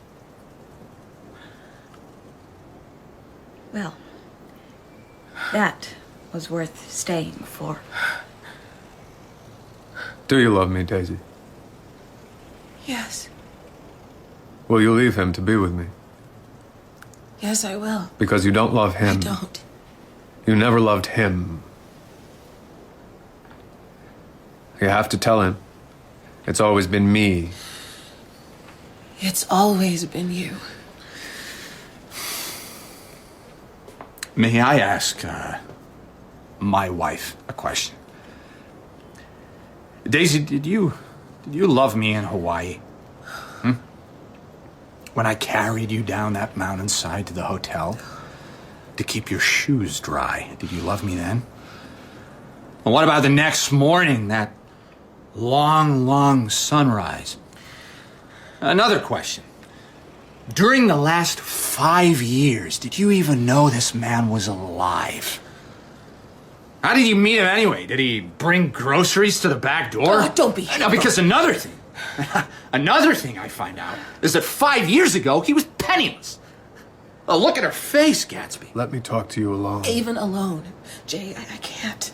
Daisy. I can't. You're asking too much. I did love him once.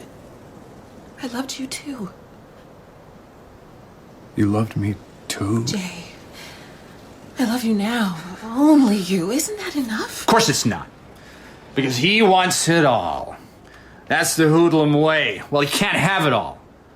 There are things between my wife and me that you can never understand.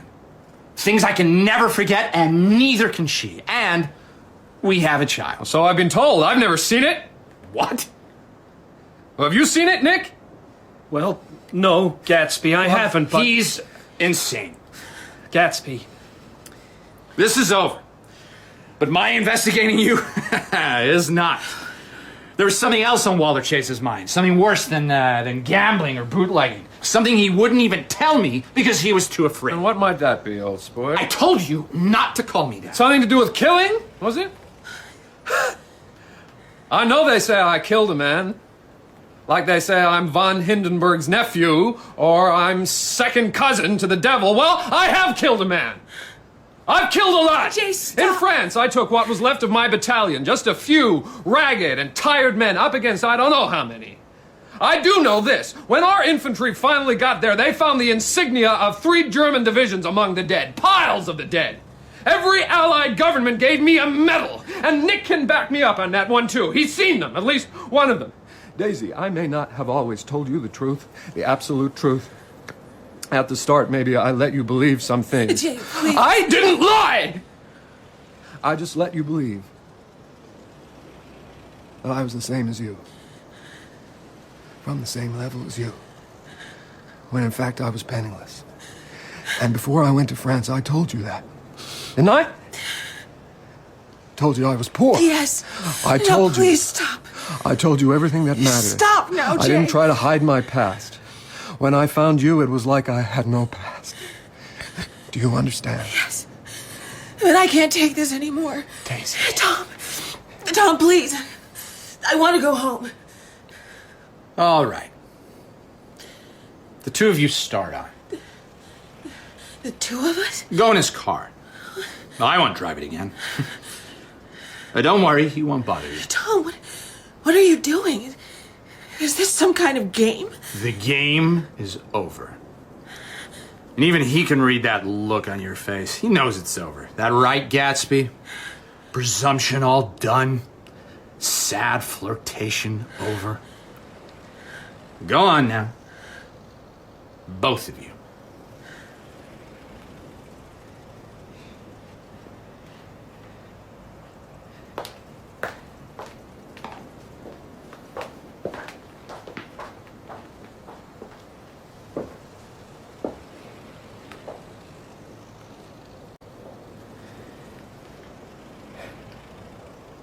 Anyone want another drink?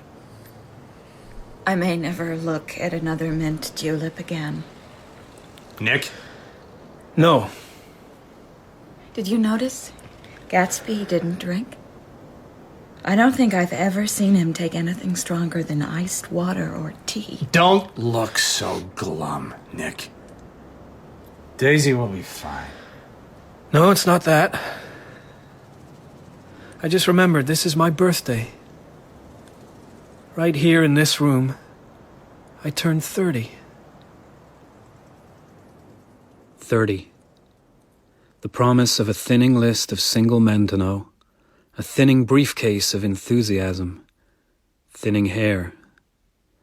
The promise of a new decade of loneliness. But Jordan is with me here in the car, sitting behind me. She's too wise or healthy with cynicism to carry best-forgotten dreams from age to age. Now her hand touches my shoulder, and up ahead I see 4 automobiles, one of them a police car, another an ambulance sitting in the road outside Wilson's garage, and a group of people who all turn to look at us as we approach. Bad trouble here. Do we have to stop? Don't you want to know what's happened? I'm sure we'll hear about it later. And I don't want to see anything. You can go on. The road's clear now. A collision? A woman knocked down just at the bend. What was she doing on the road? Running.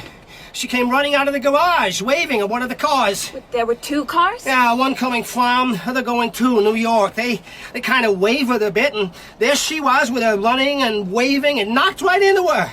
Must have been doing 50, 60 maybe. Which car? The one from New York. What make? Well, can't tell you the make. It was big and new and yellow. The other car stopped back there, and the driver came running. Yellow one just kept on going. 60, I'm sure. Did you know the woman? Sure. I knew Myrtle. She was George's wife at the garage. I run the coffee place right next door, and I was first to her. Strange thing. She was kneeling, down on her knees with her head on the ground. Dead. Oh, no 2 ways about that. I was going to listen for a heart, but that was no use. Her titty was hanging right off, hanging like a flag. For God's sake, man. Oh, sorry. Sorry, ma'am. Anyway, road's clear now. You can go on. The bastard didn't even stop. I'm going inside. What for? I have to. You two wait here. He was going to leave her. Leave Daisy? No. Myrtle Wilson. He wanted rid of her. I'm sure he did. She needed too much of him. What a ghastly way to have a bad situation resolved. You're sitting very still, Nick. I wish I could see your face.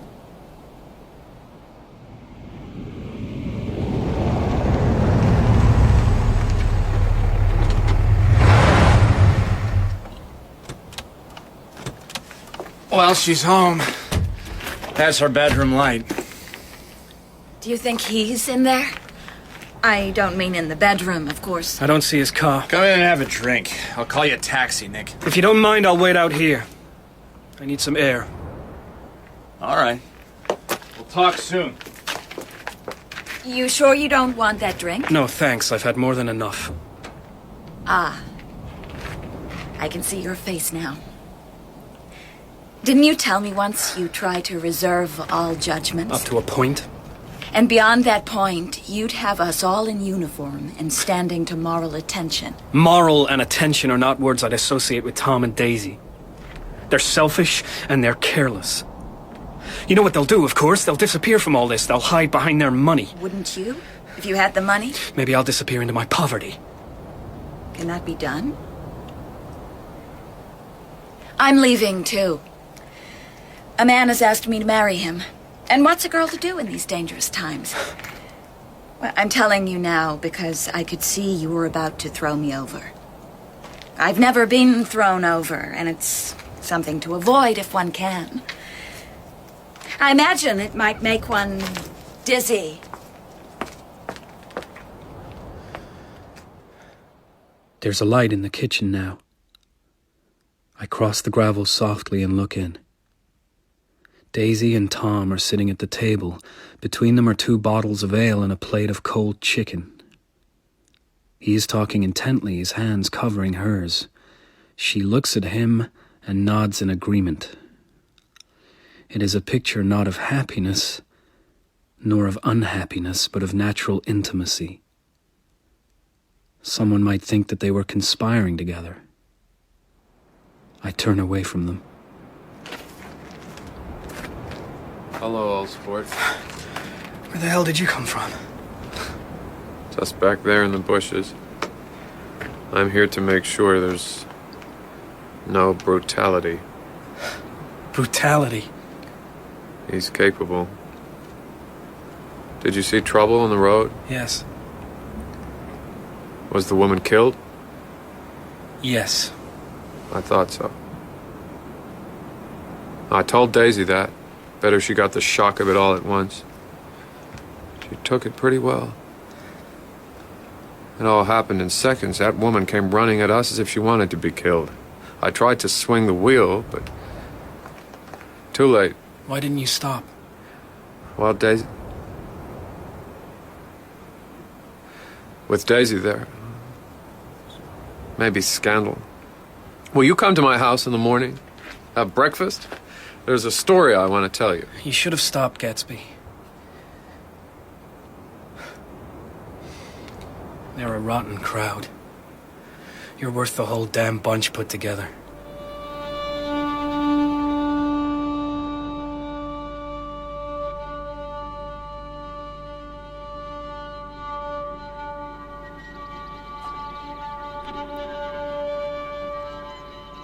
I'll always be glad I said that to you.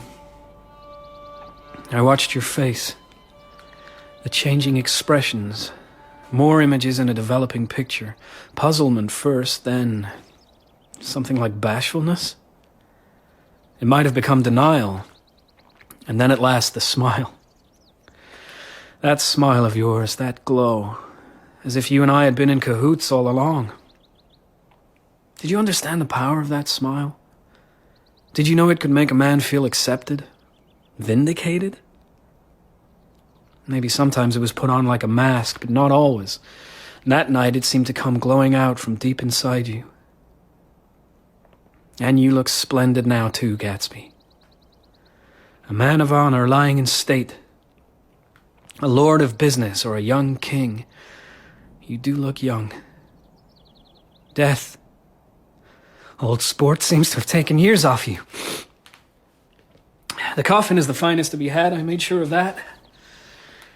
There doesn't seem to be anyone else. Not yet, anyway.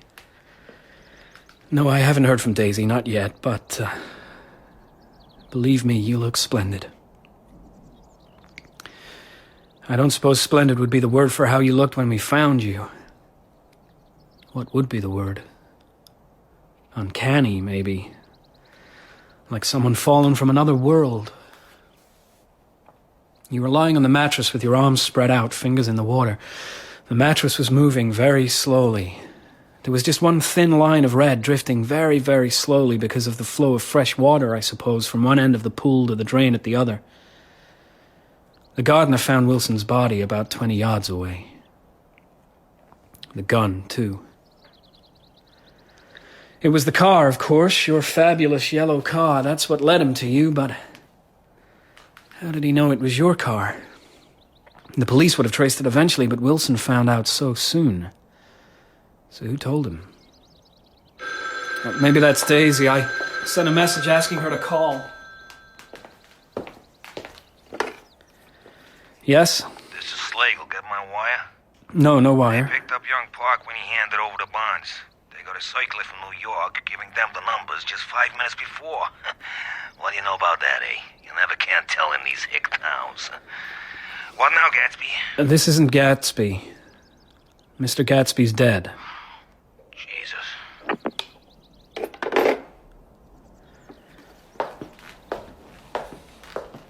I'll get somebody for you. Trust me. You've been too much alone. I'm glad we had that breakfast together. That was quite a story you told. My real name is James Gatz. Or that's my legal name. Jimmy Gatz. But I've been Gatsby since I was 17. Can you see me as Jimmy Gatz, old sport? No. No, right from the beginning, I was... Well, my parents were... I don't know. They never felt like mine. I couldn't accept them as mine. Farm people. Stolid, unimaginative.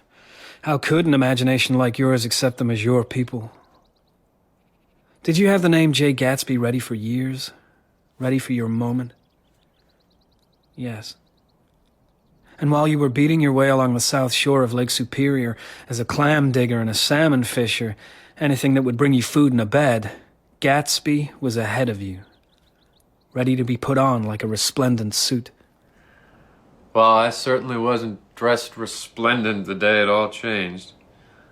I was in a green jersey with rips all over and a pair of canvas pants. I always loved that jersey. Then I saw a yacht drop anchor on the most dangerous flat on the lake, so I borrowed a rowboat and I pulled out to her. A Tuolumne, she was called, and told them a wind might catch them there and break them up in minutes. The owner was Dan Cody. The millionaire. A millionaire many times, from the Nevada silver fields, from the Yukon, Montana copper, every rush for metals since '75. And there he was, looking down at me in my little rowboat. Did you give him your smile? Well, he was grinning down at me from that high deck and looking so happy I just had to smile. And a few days later I was in Duluth with Dan Cody. He bought me a blue coat, 6 pairs of white duck trousers, and a yachting cap. You were Gatsby. I was J. Gatsby. And a few days after that, we were sailing for the Barbary Coast. From digging for clams to sailing for Barbary. And what about you, old sport? What about me? Well, from a clan selling hardware to dealing in bonds. How did that happen? Easily. It wasn't an ambition. No, you could hardly call it that. Does anyone aspire to sell bonds? Except an ambition to be independent, and for that you need money. And there was nothing you did, nothing you ever tried or imagined or just read about that made you think that might lead somewhere. I did a bit of writing in college. Is that so? I don't know. I read a lot. Do you? A whole lot. Ever since I learned the trick, I've been a reader. Some books I read over and over. I was never going to write a book. The stuff I came up with was all too callow and solemn and obvious. But sometimes... Sometimes? Well, there might be a phrase or a sentence. Give me one. What? One of your sentences. Say one for me. Gatsby, this was before the war. At college, a boy. And you were going to tell me about you and Dave. I'll tell you about that if you just give me one of your sentences. And don't say you don't remember. Huh? I imagine a man of such high sensitivity to the promises of life. He might be akin to those intricate machines that register earthquakes 10,000 miles away. Good God. Well, that's fine. That's very fine. No, it's young and callow. I don't know that word. Well, it means... I can guess. You're a watchful man, Nick. I'm not a writer. You watch and you listen to people. And you don't judge them too quick or too harsh. That might lead somewhere. That in the words. Gatsby. It might indeed. I mean, if you watch and listen close, is there anybody who doesn't have a story worth telling? I talked to Michaelis. He was first on the scene and he runs the coffee shop next to Wilson's garage. It seems he saw Wilson a few hours before the accident. He'd had no customers for a while, so he strolled across to chat with Wilson. He found him in his office, looking sick. Really sick. Pale as his own hair. He was blonde, you know. Yes, I know. I told him he should go to bed, but he said he couldn't. And then, the damnedest racket broke out upstairs. Thumping and crashing and Myrtle yelling, "George, George, you little bastard, let me out." He looked at me a long time, and then he said, yeah, he had her locked up in there. He was going to make sure she stayed there till the day after tomorrow, and then they were moving away, going west. And now, he starts asking me where I've been on certain days and at certain times, and had I seen Myrtle on any of those days. Well, you can imagine, questions like that make a man uneasy. So I made an excuse about customers and came back here. A few hours later, Michaelis came out of his shop. He'd heard Myrtle shouting again. She was downstairs now and yelling at George to go on then. Go on and beat her. Throw her down and beat her. You won't, she said. You won't because you can't. You can't because you're a coward. Then she came running out into the yard, running and shouting and waving her hands, and into the road and into the path of your car. The death car, the newspapers are calling it. The car Wilson somehow found out belonged to you. Michaelis spent most of that night with Wilson. He just sat there, rocking in his chair and groaning now and then. And then suddenly he straightens up, and his voice is steady, and he says that a few weeks ago, Myrtle had come home from one of her New York trips with her face bruised and her nose all swollen. And then he's swaying and groaning again, and I thought that was all he was going to say. Hey, you want more coffee? No, thanks. Was that all he said? No. He talked about the yellow car, the driver. He said he killed her. Well, yes. He said he murdered her. What? Well, see, I thought that when Myrtle came running out of there, she'd been running away from George. But he seemed to think she'd been trying to stop that yellow car, and it didn't stop. It didn't even try to stop. It was murder. And George knew how to find him. He'd seen Tom Buchanan earlier that day driving that car. Is that who he meant? He didn't use any name, just that he knew how to find him. The man she'd been seeing in New York, the one who'd broke her nose, the one who killed her. Then he said some really strange things. What things? Well, it was nearly sun up, and he went to the window. He stood there looking out of the ash heaps, and he said he told her, "You might fool me, but you can't fool God." He told her, "God knows what you've been doing. You might pull the wool over my eyes, but God sees everything." And he was nodding away at those big eyes out there. The oculist's eyes, the advertisement. Right. I told him, I said, "George, that's an advertisement for an eye doctor." He just kept nodding and said, "God sees everything." Have you ever noticed, Gatsby, that when you're hoping for a call and the call doesn't come, the telephone looks smug? Smug and sly, like it won't meet your eye or it may have to laugh. My mind's coming adrift again. Very tired. I should tell you, Wolfsheim won't be here for your funeral. He said you'd understand. He also told me more about Dan Cody and his millions than you did. The thing with the man was, the sober Cody never knew what the drunk Cody was up to. Both of them were lavish, but the drunk was reckless with it. He needed looking after, and Gatsby got the job. And the job taught Gatsby a lot, including stay off the sauce. So when did you meet Gatsby? He walked into Weinbrenner's pool room on 43rd Street looking for work. Not long out of the army, and still in his uniform because he couldn't afford to buy regular. And that uniform was dripping in medals, rattling with medals, and he hadn't had a bite for 2 days. I gave him lunch. He had $4 worth in 20 minutes. So you started him in business? Started him. I made him. I raised him up out of nothing, out of the goddamn gutter. I saw right away I could use him good. Fine-looking, young and shiny, gentlemanly ways. Been to Oxford. And right off, he did some work for a client of mine up in Albany. Before you know it, we're thick like that. Thick like that in everything. And now, he's dead. That is a bad shock. I am completely knocked down and out. And you'll come to his funeral? I'd be honored to come. Thank you. But I can't get mixed up in it. Mixed up in what? When a man gets killed, I have to keep out. I'm old now, all tied up in respectable business. I have responsibility, and that's a thing famous as a burden. And here's my message, Mr. Merriweather. Carraway, Nick Carraway. Apologies. Here's the message. Nick, the lesson for the day.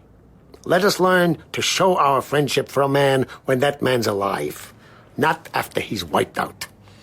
And if there's one man would understand that, it's Jay Gatsby. Jay Gatsby. Jay Gatsby and his Daisy. You know, until our breakfast the other day, I got it into my head that you and she were chaste. That your romance was... romantic. It was. She was the first nice girl I'd ever known. And I'd known lots. I can believe that. I started early. But with Daisy, well, I felt married to Daisy, even though I'd no right to even touch her hand. Even when I took her, I knew I'd no right to touch her hand. That's wrong. I didn't take her. She gave. I believe that, too. Actually, old sport, it was all a bit ravenous. I remember she had a cold, made her voice huskier, lovely. It was charming. It was October. We've been married since then. No, she's not here. And she won't be here. She hasn't phoned, sent a card, a single flower. She's a coward. They all are. They'll retreat into their money, into their vast carelessness, or whatever it is. Whatever it is that keeps them together, keeps them untouched. They smash things and smash people, and then they disappear. Let others clean up the mess. Cowards. For all their bluster and all their swank, that's what they are. And maybe I've been one too. Have I? Well, at least I won't let you go through this alone. Mr. Carraway, is it? Yes. Who are you? I'm Henry Gatz, Jimmy's father. Mr. Gatz. Is it all right to come in? Of course. We'd no idea where you were, how to reach you. I saw it in a Chicago paper. It was in all the papers. I got here in time. I can see him. Yes. He looks fine. I'll go outside if you like. No. I won't trouble you.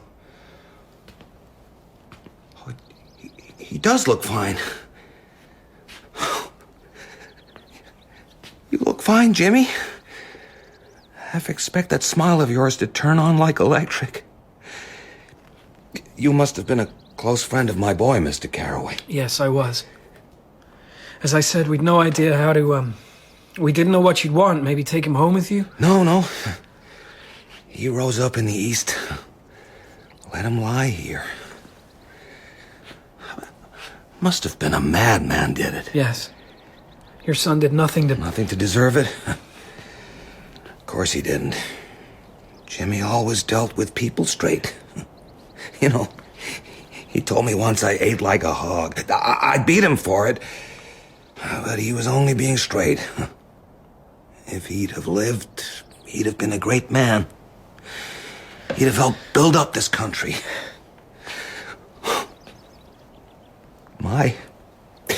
He does look fine. Had you seen him recently? He came out to visit 2 years ago and bought me the house I'm in now. Since he made his success, he's been very generous with me. Of course, when he first run off, but I can see it now. He had a reason for it. He knew he had a big future, had to go after it. And 6 months ago, he sent me this picture. It's this house. So it is. You got to make quite a success to have a house like that. Well, like this. Well, I could take you around. Oh, and look at this. It's a book he had when he was a boy. Hop Along Cassidy. He read that book over and over. And look what he's written inside. Here. Just shows you. Yes, it does. He always had resolves like that. Just shows you. Jimmy was bound to get ahead. You can copy them out if you think you can use them. No wasting time at Shafters or the bandstand. No more smoking or chewing. Bath every other day. Read one improving book or magazine per week. Save $5 per week, $3 if emergency. Be better to parents. Rise from bed 6 a.m. Dumbbell exercise and wall scaling 6:15 to 6:30. Study electricity, etc. 7:15 to 8:15. Work 8:30 to 4:30. Baseball and sports 4:30 to 5. Practice elocution, poise, and how to attain it 5 to 6. Study needed inventions 7 to 9. Born the image of the earthy, we shall also bear the image of the heaven. The minister's not even looking at the book. No. That's education. Hello. Sorry. Hello. Sorry I'm late. You remember me? Cliff Springer, of course. This is Mr. Gatz, Gatsby's father. Gatz? You were a close friend of my son's Mr. Cliff Springer. Yes, I was. I was often a guest. House guest. I stayed over. I stayed whole weekends. Sorry I didn't make the house. That's all right. Nobody did. Nobody? You mean this is it? What, 8 of us? The rest are his servants. Jeez. I'll come back to the house after. I've lost a pair of tennis shoes. In a moment. I'm pretty sure they're at Gatsby's place. Gats. We really should listen to this. Of course. Of course we should. He's learned it all special. Yeah. This is really it. Poor son of a bitch. And this mortal must put on immortality. Nick! Hey, Nick, hold on. You're looking busy. What, you won't shake my hand? No, Tom, I won't. Well, what the hell's wrong with you? How did George Wilson know the yellow car was Gatsby's? I told him. And so would you if he turned up at your door with a gun in his hand. I don't believe you. You're calling me a liar? You told him the night Myrtle was killed. You left Jordan and me in your car and went into Wilson and you told him then. All right, Mr. Truth-Teller, here it is. Gatsby had it coming. He threw gold dust in your eyes just like he did in Daisy's, and he ran over Myrtle like he would a dog, and just drove on. Another lie. It was your wife who killed Myrtle. You...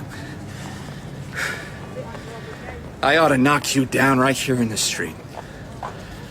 Ah, to hell with you. You're finished, Caraway. Gatsby wasn't driving. Gatsby would have stopped!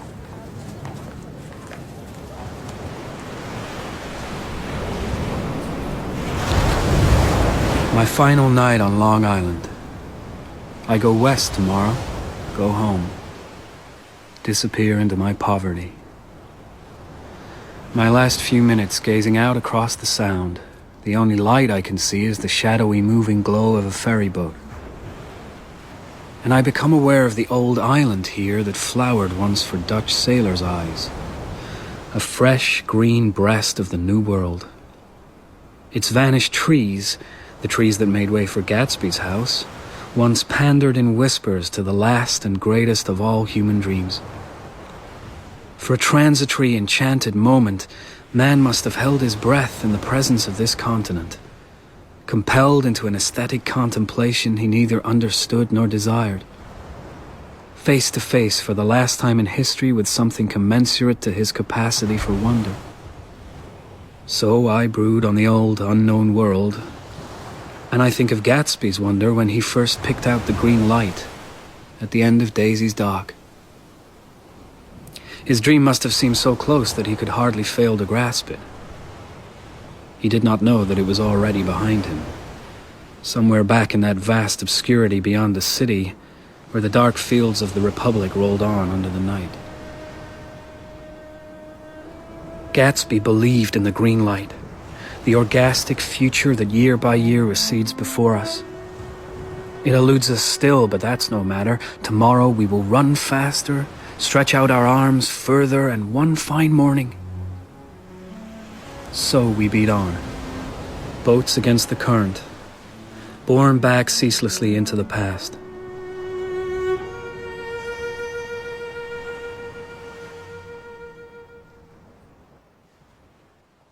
In The Great Gatsby by F. Scott Fitzgerald, Nick was played by Brian Dick, Gatsby by Andrew Scott, Daisy by Pippa Bennett Warner, Jordan by Melody Grove, Tom by Andrew Buchan, Wolfsheim by Carl Johnson, Klipspringer and Michaelis by Sam Dale, Wilson and Henry Gatz by Gerard McDermott, Myrtle by Susie Riddell, and Alice by Amaka Okafor. The Great Gatsby was dramatized by Robert Forrest and directed by Gaynor McFarlane.